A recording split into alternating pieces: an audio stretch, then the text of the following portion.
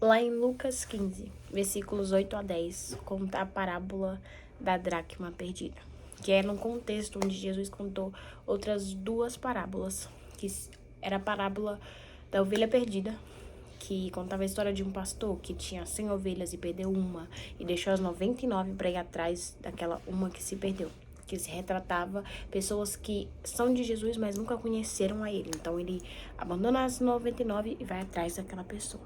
E também tinha outra parábola, que era o filho pródigo, que decidiu pedir a herança antes do tempo para o seu pai. Fugiu de casa, saiu de casa, e depois de ter gastado tudo, ele voltou para casa e o pai fez uma festa quando ele chegou. E tem a parábola da dracma perdida, que a gente vai ler agora. Então, lá em Lucas 15, versículos 8 ao 10, que fala: Qual é a mulher que, tendo 10 dracmas, se perder uma delas, não acende a lamparina, varre a casa e a procura com muito empenho até encontrá-la? E quando a encontra, reúne as amigas e vizinhas, dizendo: Alegrem-se comigo, porque achei a dracma que eu tinha perdido. Eu afirmo a vocês que a mesma alegria existe diante dos anjos por um pecador que se arrepende. E lá em Salmo 119 e 105 fala: Tua palavra é lamparina que ilumina os meus passos e luz que clareia o meu caminho. E em João 8,12, Jesus disse: Eu sou a luz do mundo. Quem me segue nunca andará em trevas, mas terá a luz da vida. Eu creio que através dessa mensagem, Deus está não apenas resgatando as suas dracmas perdidas, mas Ele também está nos dizendo: Ei, existem muitas dracmas perdidas. Então, acende a candeia, que é a palavra de Deus, e ache as minhas dracmas. Quando Deus me entregou essa palavra a respeito da dracma perdida, eu fui pesquisar mais a fundo o que era a dracma. É lógico, a mensagem em geral dessa parábola é: existe pessoas perdidas dentro da minha igreja e eu tô acendendo a minha palavra para encontrar ela. Mas também naquela cultura, o conjunto de 10 dracmas eram dada pelo noivo, que era para a noiva usar as 10 no dia do casamento. Então, para aquelas mulheres naquela época, perder uma dracma significava não estar preparada para o dia do casamento. E com isso em mente, nós vamos estar estudando duas igrejas da carta de Apocalipse, a igreja de Pérgamo e a igreja de Sardes. E nós vamos estar identificando quais foram as dracmas que a gente perdeu, que faz com que a gente não esteja preparados para a volta do noivo. A carta de Jesus para a igreja de Pérgamo está lá em Apocalipse 2, dos versículos 12 ao 19. A igreja de Pérgamo vivia em um lugar onde estava o trono de Satanás. Obviamente não tinha literalmente uma estrutura lá com o diabo segurando um tridente ou algo do tipo, mas é que o sistema da cidade de Pérgamo era totalmente diabólico.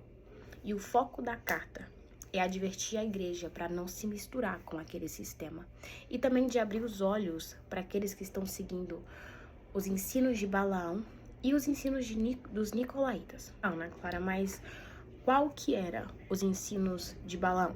Ok, o Balaão era um profeta do Antigo Testamento que foi pago por Balaque para ir lá no povo de Israel e amaldiçoar eles. Porém, Deus não deixou ele amaldiçoar, e todas as vezes que ele abriu a boca, que foram 3, para tentar amaldiçoar o povo de Deus, ele só conseguia profetizar bênçãos para aquele povo.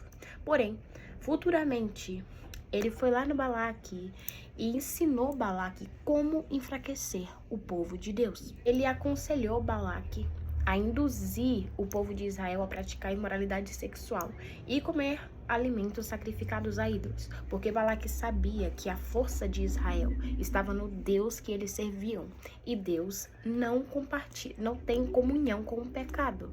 Então Balaão basicamente induziu Balaque: faz eles pecarem, porque aí eles vão ser derrotados. Balaão foi um profeta que escolheu a recompensa que Balaque tinha para ele, ao invés de escolher o privilégio de ser um profeta de Deus. Lá em 2 Pedro 2,15 fala que Balaão ama o prêmio da injustiça.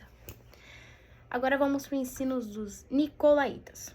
Quais que são esses ensinos? Os nicolaítas basicamente pegavam a sã doutrina de Deus e adoçavam um pouco. Eles afirmavam que a graça de Deus era libertinagem para você pecar à vontade, porque quanto mais você pecasse, melhor, porque aí Deus ia ter mais graça de você e ia ter mais motivo para te perdoar. Lá em Judas 1,4 fala: certos homens que têm esses ensinamentos, cuja condenação já estava sentenciada há muito tempo, e infiltraram-se dissimuladamente no meio de vocês. Estes são ímpios, transformam a graça de nosso Deus em libertinagem e negam Jesus Cristo, nosso único, soberano e Senhor. E Paulo fala lá em Romanos 2, versículos 4 ao 6, elimina esse pensamento, esse ensino dos nicolaítas. Ele diz: será que você despreza as riquezas da bondade de Deus? Eu estou parafraseando. A sua tolerância e a sua paciência ao não reconhecer que a bondade de Deus ou a graça de Deus é com a intenção de levar você ao arrependimento. Contudo, por causa da sua teimosia e do seu coração obstinado, caído, que é levado pelo pecado, você está acumulando ira contra você, para o dia da ira de Deus, quando se revelará o seu justo julgamento. Deus retribuirá a cada um conforme o seu procedimento. Abrindo um parênteses aqui, porque esse assunto já me confundiu bastante. Nós sabemos que a palavra de Deus está escrita que onde atuou o pecado, superabundou a graça. Mas os nicolaítas pegavam esse versículo e afirmavam: então peque mais porque vai superabundar a graça. Eu sou prova viva de que realmente superabunda a graça de Deus. Porém, quando há um verdadeiro arrependimento, porque é para isso que é a graça. Por isso a paciência de Deus, como lemos em Romanos.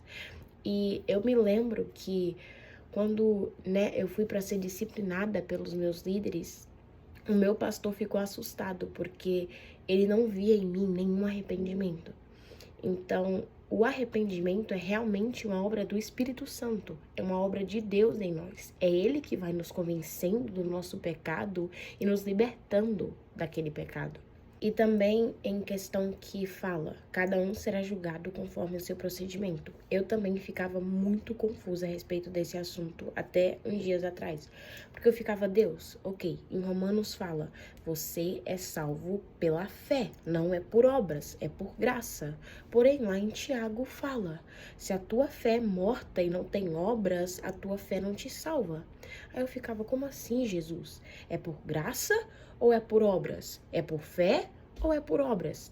E o Espírito Santo me deu uma clareza, porque eu realmente ficava muito confusa de tipo: Ana Clara, é por fé. Só que se a tua fé não tem obras, a tua fé é uma fé morta, como diz em Tiago. Então a tua fé não te salva, porque é uma fé fingida. Jesus nos adverte a respeito de falsos ensinos, falsos profetas. Lá em Mateus 7, versículos 15 ao 16. Tomem cuidado com falsos profetas que vêm disfarçados de ovelha, mas que na verdade são lobos esfomeados. Vocês os identificarão por seus frutos. Lá mais na frente a gente vai aprender mais a fundo a respeito de quais frutos são verdadeiramente frutos de alguém que realmente segue a Jesus. Mas um spoiler, o fruto que Jesus se refere é praticar a palavra dele. É assim que você identifica se aquela pessoa realmente é enviada por Deus. Então, para você identificar, você tem que estar firmado na palavra. Na igreja de Pérgamo, eu creio que a gente aprende 3 pontos. Primeiro ponto, esteja firme na palavra de Deus. E ela é sim, sim, não, não. Não adicione nada, não tire nada, não tente adoçar nada. Deus é amor, mas Ele também é justiça. Segundo ponto, nós somos chamadas de nação eleita, nação santa, de sacerdócio real. E às vezes a gente despreza isso, querendo ser mais parecido com o mundo, pra gente não ser desprezado pelo mundo. A gente despreza o andar em santidade. Terceiro ponto, chega de suportar heresias. Chega de estar numa posição passiva com a desculpa de Deus é paz. Jesus falou, eu não vim trazer paz, eu vim trazer espada. Não me entenda mal, eu não tô falando pra você sair por aí discutindo a sua fé e brigando com todo mundo. Não é isso. Lá em 1 Pedro, capítulo 3, versículos 15 ao 16, Pedro disse, consagrem a Cristo como Senhor de sua vida. E se alguém lhe perguntar a respeito da sua esperança, estejam sempre preparados para explicá-la. Façam-na, porém, de modo amável e respeitoso. E lá em Zacarias 4:6 fala, não é por força nem por violência, mas pelo meu espírito, diz o Senhor dos Exércitos. Quando Jesus fala que não veio trazer paz, mas sim espada, ele está falando, existe uma guerra espiritual entre o bem e o mal, entre a luz e as trevas. Então, quando alguém vir se opor à tua fé, esteja pronto usando a espada, que é a minha palavra. Por exemplo, eu já escutei um comentário uma vez que a minha amiga falou que um amigo dela, tinha falado, não, tá tudo bem, eu posso viver do jeito que eu quiser aqui na terra, eu posso fazer o que eu quiser, que quando eu morrer, Jesus vai vir como meu advogado e vai me mandar pro céu. É nessa hora que a gente vira assim, epa, não é isso que fala a palavra de Deus. A palavra de Deus fala que a gente é salvo através de Jesus, através da graça de Jesus. Mas ela também fala que essa graça nos capacita a viver as justas exigências da lei. E também fala, conforme as tuas práticas, você vai ser julgado. E também fala que através das tuas ações, as pessoas e o próprio Deus já saberão se você realmente é filho de Deus, se você realmente é salvo. Lá em Atos, quando começa a relatar o começo do ministério de Paulo, sempre está falando, e Paulo estava na sinagoga, debatendo a sua fé com os judeus e com os gregos. Ele estava sempre ali, defendendo a fé dele em Jesus, baseado na palavra de Deus. Sempre tinha os dois lados. Tinha um povo que falava que ele estava falando tanto de baboseira que não fazia sentido, que queria matar ele. Ele, inclusive, foi apedrejado, mas também tinha uma multidão que era ganha por Deus através da ousadia de Paulo, através do eis-me aqui de Paulo. Lá no capítulo 19 de Atos, quando ele estava na igreja de Éfeso, a cidade inteira estava sendo ganha de tal forma que o pessoal que faziam artesanatos de ídolos revoltaram com Paulo, porque estava todo mundo queimando os seus livros e, destruindo os seus ídolos. E isso acontecia porque Paulo tinha comunhão com Deus. Porque Paulo realmente andava em santidade e havia dito, eis-me aqui, Senhor. E eu sei que é difícil, que às vezes dá medo, que às vezes cansa. E a gente, na verdade, é covarde. A gente tá preocupado no que vão pensar da gente. Eu falo por mim. Eu me preocupo. Muitas vezes Deus cobra posicionamentos de mim e eu me calo. Mas lá em Atos 18:9, Deus diz para Paulo, e ele também diz para nós isso. Não tenha medo. Continue falando e não fique calado, pois estou com você e ninguém vai lhe fazer mal ou feri-lo, porque tenho muita gente nessa cidade. Nós estamos plantados exatamente onde Deus quer que estejamos plantados. Existe muita gente no teu trabalho, na tua escola, na tua família, no seu dia a dia, quando você tá andando pela rua. E cara, a gente tem que realmente, dizer, eis-me aqui, Senhor. E a gente não faz isso. Hoje mesmo, eu tava passando pela rua e eu vi uma moça e eu senti no meu coração de, orar por ela e eu não orei. Mano, a gente tem o Espírito Santo de Deus habitando em nós, o mesmo poder que ressuscitou Jesus dos mortos, tá dentro da gente. E a gente fala assim pra ele, Espírito Santo, fica quietinho, porque eu não quero passar vergonha, porque eu não quero que me difamem. Como assim? Enfim, é isso. Vamos pra igreja de Sardes. Desculpa, me empolguei. Segura o cinto, porque a gente vai continuar apanhando. A igreja de Sardes era uma igreja que tinha fama de estar viva. Porém, ela estava morta. Sardes era uma cidade bem orgulhosa. Ela era uma cidade invencível e autossuficiente. Em toda a trajetória de Sardes até aquela época, até a época que a carta para aquela igreja foi escrita, eles só tinham sido atacados 2 vezes, porque eles pensaram, nós estamos bem, nós somos invencíveis, e não vigiaram, que era exatamente o que estava acontecendo com a igreja daquela cidade. Eles pensavam que eles já tinham tudo ganho e não vigiavam. Então o inimigo nem precisava armar muita coisa, porque o próprio orgulho e soberba deles já destruíram eles. A respeito da igreja de Sardes, o Espírito Santo me levou a olhar para ela através dos olhos da parábola das 10 virgens. Eu dei um vídeo que fala sobre essa parábola, eu vou colocar na descrição. Mas enfim, voltando, basicamente essa parábola conta a história de 10 virgens. 5 eram insensatas e 5 eram prudentes. Essas 10 mulheres saíram para se preparar, para esperar o noivo chegar. E elas tinham suas lamparinas, que naquela época era uma luz, um abajur, digamos assim, que tinha um pavio nela, e embaixo você colocava azeite. E quando se acendia com fogo, vinha luz. A lamparina representa a palavra de Deus. O pavio representa o Espírito Santo. E o óleo, que é o que mantém a lamparina acesa, representa a constante prática da palavra de Deus. A Bíblia conta que as 5 insensatas que não entraram quando Jesus veio, quando o noivo voltou, foram com a sua luz acesa, com a sua lamparina acesa. Ou seja, ela tinha palavra.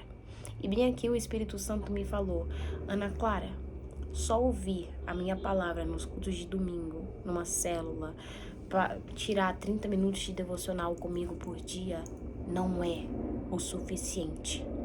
Isso não vai fazer com que você esteja preparado quando o noivo chegar.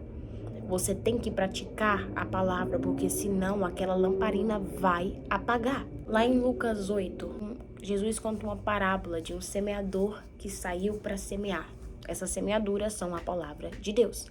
E a partir do versículo 6, Jesus fala sobre a parte que caiu na pedra.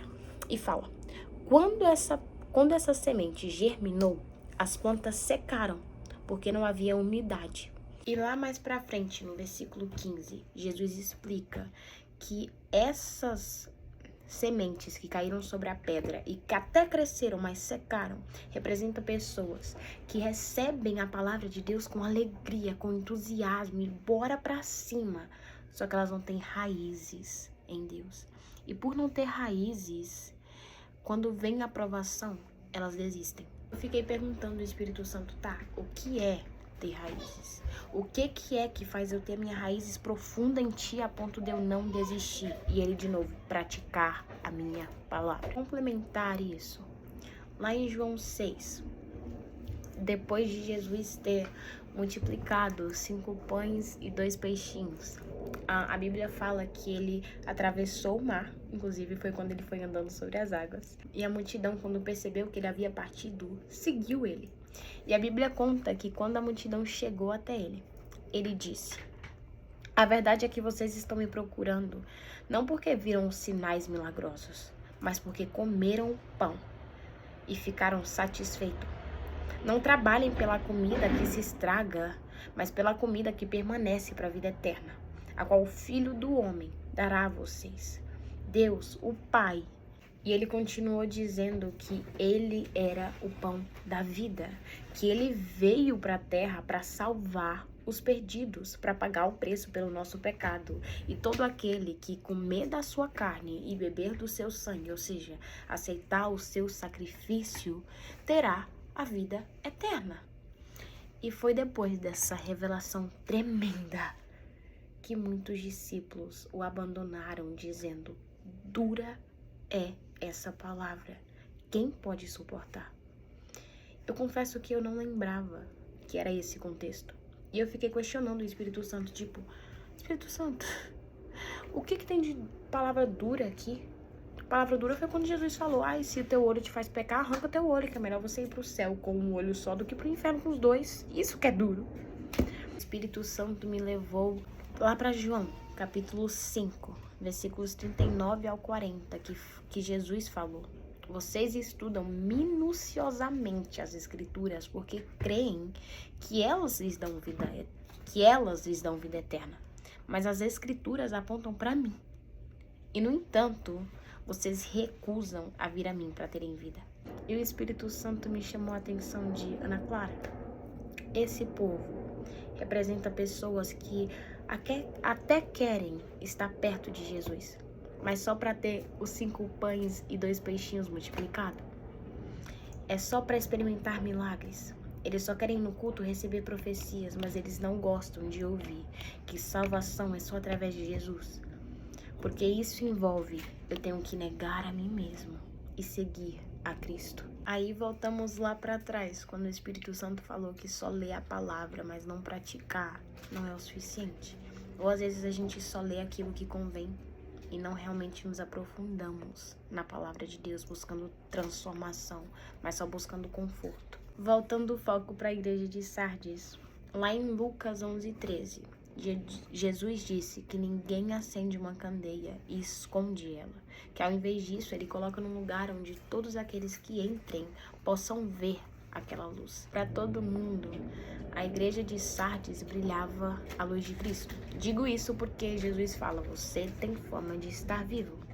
Parando para pensar, o que faz uma pessoa olhar para a igreja e pensar que ela é uma igreja viva? O Espírito Santo me levou lá para Mateus 7, onde Jesus diz que nem todos que o chamam Senhor, Senhor, entrará no reino dos céus. Nos versículos 22 e 23, Jesus disse, muitos me dirão naquele dia, Senhor, Senhor, não profetizamos em teu nome? Em teu nome não expulsamos demônios e não realizamos muitos milagres? Então eu lhes direi claramente, nunca os conheci. Afastem-se de mim, vocês que praticam o mal. E essa foi a mesma frase que as 5 virgens insensatas escutaram do seu noivo. A verdade é que eu não te conheço.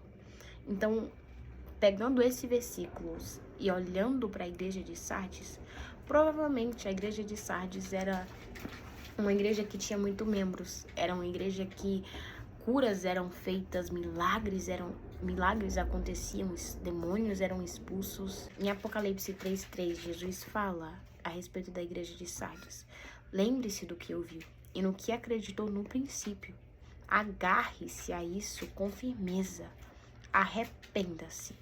Se não despertar, eu virei de repente, como ladrão. Aqui, Jesus estava falando para a igreja de Sardes, volta para minha palavra.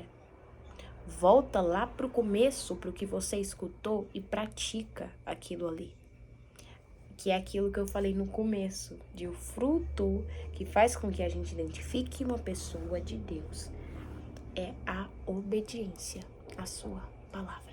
Lá no Jardim do Éden, no primeiro pecado da história, pecado esse que só aconteceu porque houve um orgulho, um desprezo pelo fato de que Adão e Eva já eram semelhantes a Deus. Quando a serpente chegou para Eva, ele falou assim, não, Eva, você não vai morrer, não.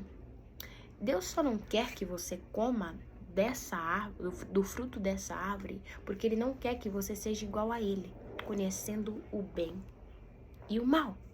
Em Jeremias 17, fala que o nosso coração é enganoso.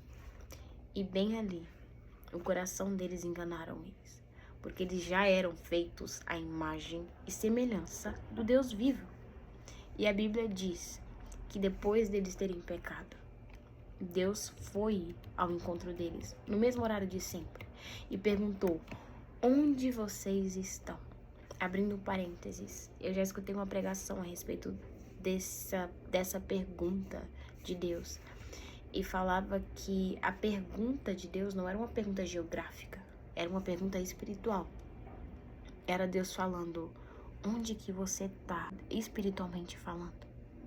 Você decidiu ficar longe de mim? Fechando parênteses. Ele perguntou isso. E Adão respondeu, Senhor, a gente viu que você estava vindo e a gente estava nu. E a gente ficou com vergonha, então a gente se escondeu. E Deus pergunta: como que vocês sabem que vocês estão nus? Vocês comeram do fruto da árvore do conhecimento do bem e do mal? Adão é o primeiro a responder dizendo: Senhor, foi a mulher que tu me deste. E depois ele pergunta para Eva, e Eva fala: foi a serpente. Eles não tomaram a responsabilidade do pecado deles para si mesmo. Eles terceirizaram a sua culpa. E de igual modo foi Saul. A Bíblia diz lá em 1 Samuel 15 que Deus ordenou que ele fosse até o povo, até os amalequitas, e destruísse literalmente tudo daquela cidade. Porém, Saul foi e destruiu só o que era inútil e desprezível. E ele pegou os melhores bois, as melhores ovelhas e trouxe o rei dali. E Deus foi até Samuel, que era o líder, o profeta de Israel na época, e disse: Saul me abandonou. Ele não cumpriu aquilo que eu ordenei para ele fazer. E a Bíblia fala que Samuel passou a noite inteira clamando por Saul. E quando ele foi ter de encontro com ele, ele havia feito um monumento para que as pessoas homenageassem a ele, honrassem a ele. Provavelmente era uma escultura com a imagem dele, porque ele queria ser adorado. E quando Samuel confronta Saul a respeito do seu pecado, de Saul, você pecou, você não obedeceu à ordem de Deus. Saul fica discutindo com Samuel, falando: eu obedeci sim, eu cumpri sim. A única coisa que eu fiz foi, eu deixei os melhores das ovelhas e os melhores dos bois para sacrificar a Deus. E lá no versículo 22 e 23, Samuel fala: será que o Senhor se deleita tanto em holocaustos e sacrifícios, como ele se deleita ao ver que você está obedecendo a ele? Eu estou parafraseando. Obedecer é melhor do que sacrificar. E atender é melhor do que a gordura de carneiros, pois a rebelião é como o pecado da adivinhação, e a arrogância como o mal da idolatria. Porque você rejeitou a palavra do Senhor, ele rejeitou você como rei. Só quando Samuel falou para ele que ele havia sido rejeitado como rei, é que Saul falou: eu pequei. Mas mesmo assim, ele fez igual Adão e Eva. Foi por causa dos soldados. Eu fiquei com medo deles e eu pequei. E ele ficou implorando a ponto de rasgar o manto de Samuel, porque ele agarrou Samuel. Eu pequei, me perdoa. Era ele falando: eu não quero perder a minha posição de rei. Saul não estava nem aí. Se Deus o havia rejeitado, ele estava ali se importando que ele não ia ser mais rei. Ele não estava nem aí de perder a presença de Deus. Ele só ligava para o seu trono. E a prova disso está lá no versículo 30, que Saul fala assim: pequei. Agora honra-me perante as autoridades do meu povo e perante Israel. Volta comigo para que eu possa adorar ao Senhor, o teu Deus. Você consegue enxergar Sardes aqui? Sardes, de igual modo, queria os aplausos dos homens e não se importava se eles estavam completamente errados diante de Deus. Abrindo um parênteses, a Bíblia fala que depois desse episódio, Samuel foi com Saul e Saul adorou a Deus. E aqui o Espírito Santo falou para mim: Ana Clara, o fato de você me adorar, de você me servir, não significa que você está aprovado por mim. Em uma célula de jovens, o nosso líder falou que os dons de Deus, ser usado por Deus, não tem nada a ver com frutos para Deus, porque os dons são de Deus para o homem e os frutos são da gente para Deus.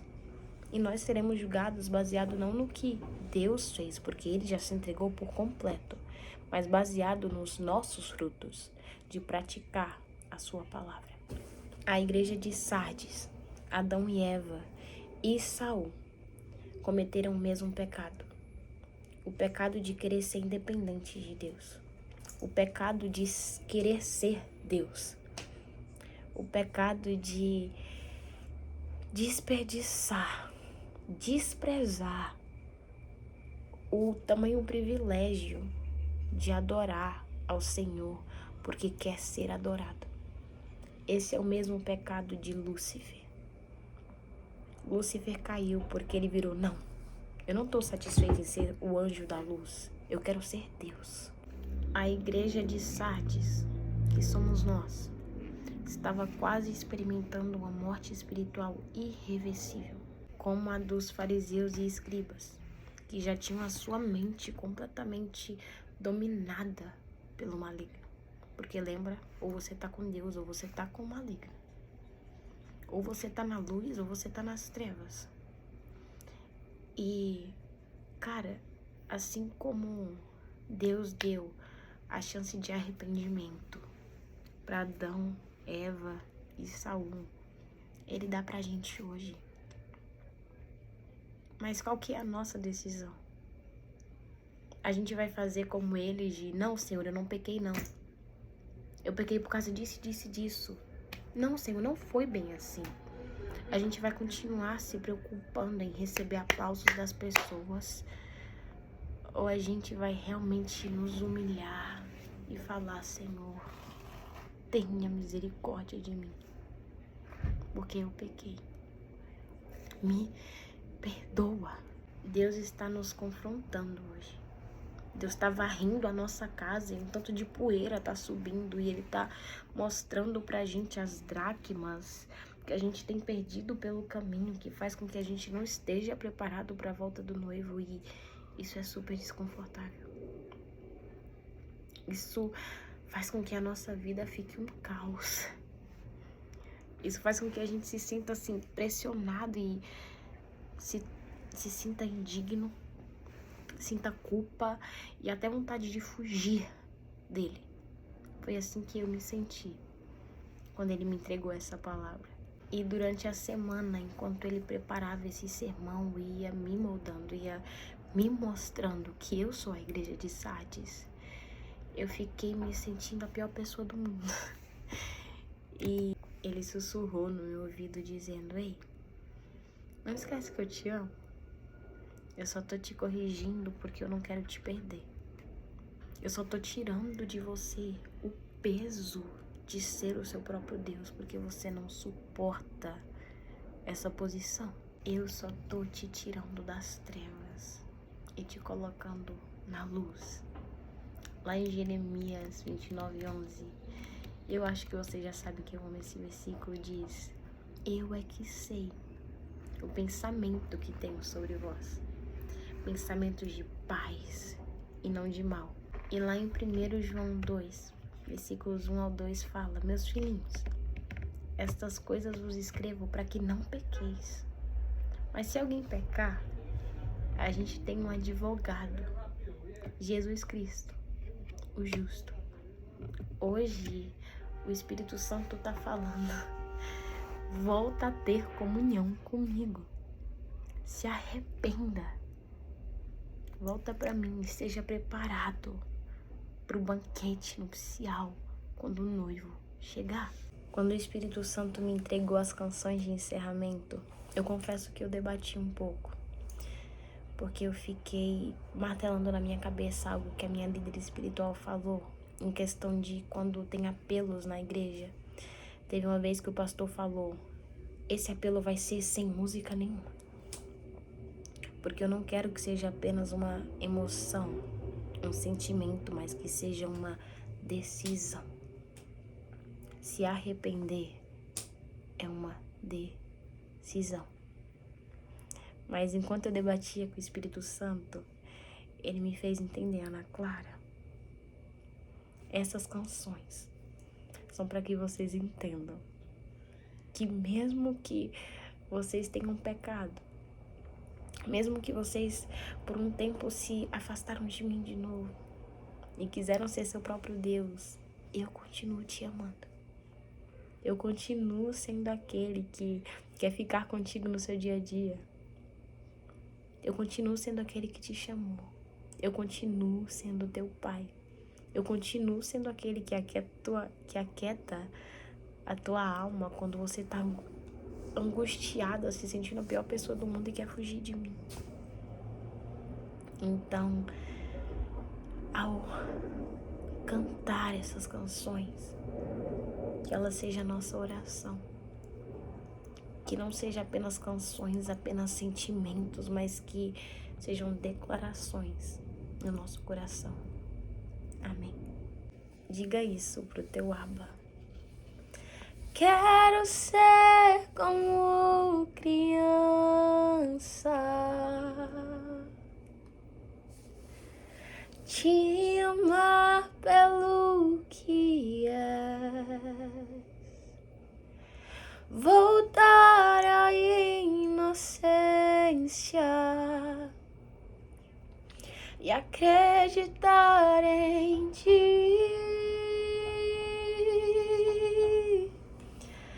Mas às vezes sou levado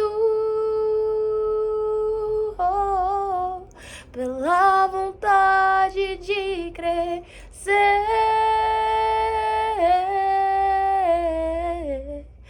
Torno-me independente e deixo de simplesmente crer. Mas na verdade eu descobri que tudo que eu preciso está em ti. Mas meu coração é teimoso demais pra admitir. Sei que depender é como viver perigosamente, mas eu preciso acreditar e confiar no que você me diz. Peça isso pra ele. Aquieta minha alma, faz meu coração ouvir tua voz, me chama pra perto, só assim eu não me sinto só. Eu sei que mesmo sem entender, você está no controle, então me esconda no teu coração, me amarre a ti, pra eu não desistir.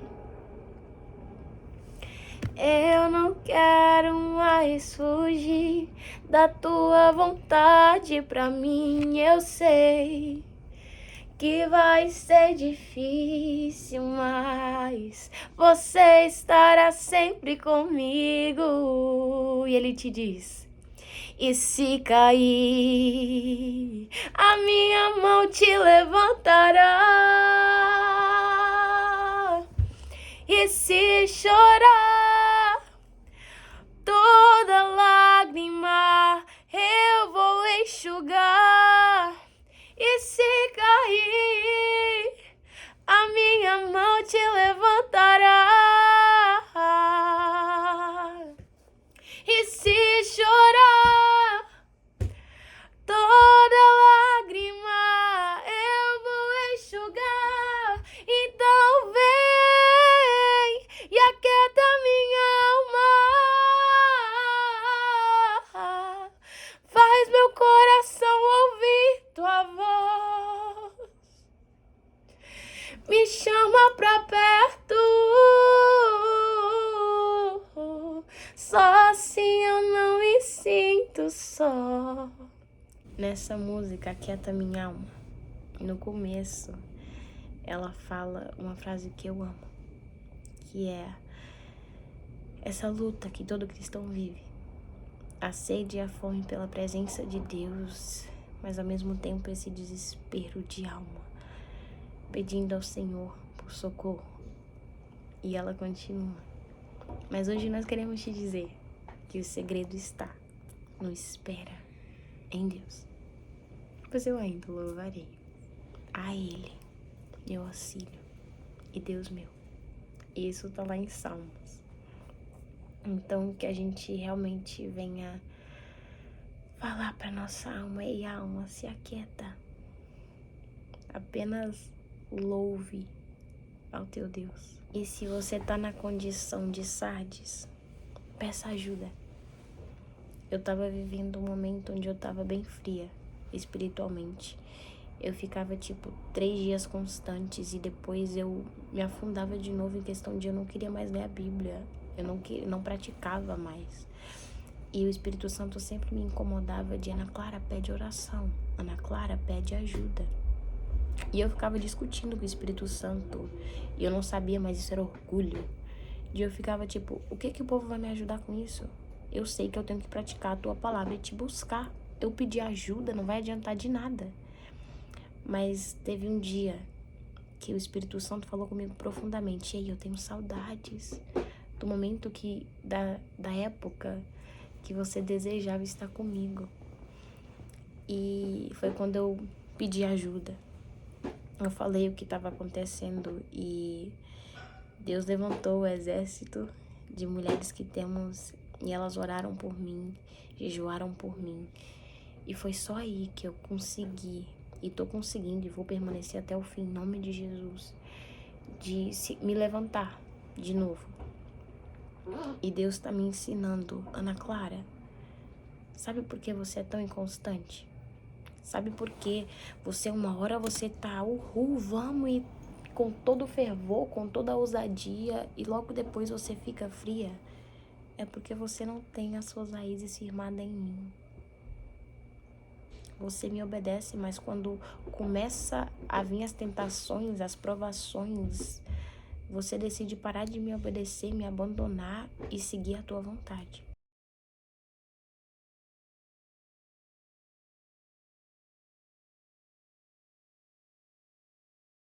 Sabe, que a gente venha entender que para você ficar firme em Deus, você precisa ficar firme na palavra dele.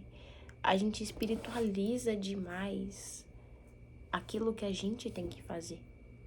Ficar firmes é a nossa obrigação, é a nossa parte. Então, que mesmo nos dias que a gente não queira ler a palavra, que a gente não queira orar, que a gente não queira ir para a igreja, que a gente vá mesmo assim. A minha mãe fala que a vida com Deus é igual a academia. E eu nunca vi uma definição mais certiva. Porque quando você vai na academia, você pode ir por 3 anos direto, com todo o empenho. Vamos! E os seus músculos tá lá, você tá super bem. Se você para de ir, todos os músculos vão embora. Todo aquele esforço que você fez vai embora. A vida com Deus é igualzinho. Você pode ter 30 anos de igreja, 5 anos, 20, não interessa. Se você decide não praticar mais aquilo, não mais se negar para viver a vontade de Deus, você volta a estaca zero. Então vamos realmente nos firmar no Abba, nos firmar na palavra de Deus. Deus abençoe.